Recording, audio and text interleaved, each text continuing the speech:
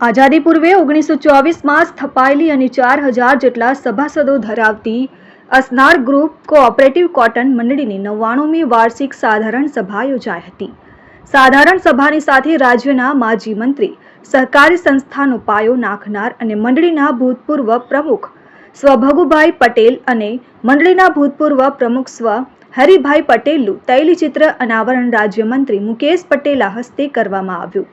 તથા મંડળીના assistant secretary Rakesh પટેલે મંડળીમાં 30 વર્ષ લાંબી સેવા આપી વયમર્યાદાથી નિવૃત્ત વિદાય સમારોહ સહકારી આગેવાનોએ વિદાય આપી તેમની સેવાને બિરદાવી હતી। નિવૃત્ત થયેલા કર્મચારીની કામગીરીને મંત્રી મુકેશ પટેલે બિરદાવી હતી અને મંડળી ઉત્તરોત્તર પ્રગતિ કરે તેવી શુભેચ્છાઓ પાઠવી હતી।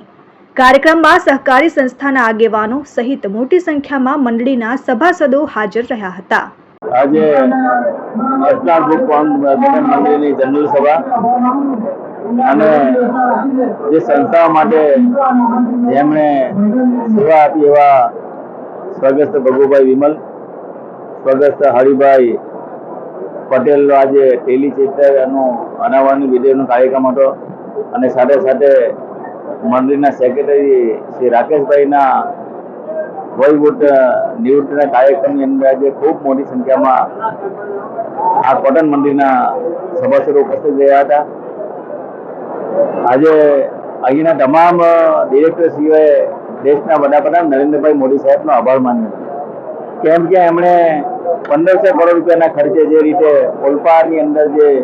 નરેન્દ્ર રિપેરિંગના જે કામો થયા હતા એના કારણે આજે ઓલપાડ તાલુકાની અંદર સૌ પ્રથમવાર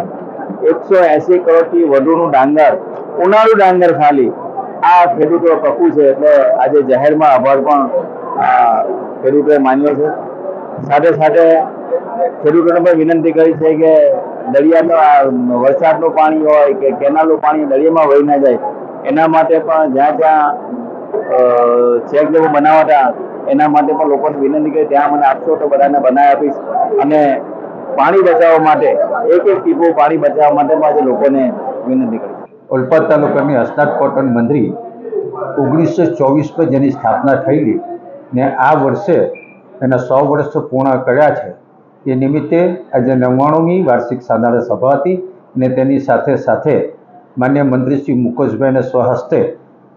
ભગુભાઈ ગોમાનભાઈ પટેલ માજી મંત્રી અને શ્રી હરિભાઈ મીઠાભાઈ પટેલનું ટેલિચિત્રનો અનાવરણ વિધિ કરી હતી અને સાથે સાથે અમારી મંડળીમાં 30 વર્ષ સુધી સેક્રેટરી તરીકે સેવા આપનાર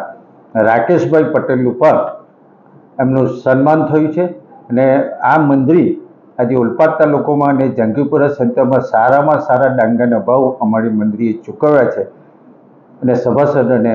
એના માટે પણ સંતોષ છે। Jignesh Thakor, RN news, Olpad.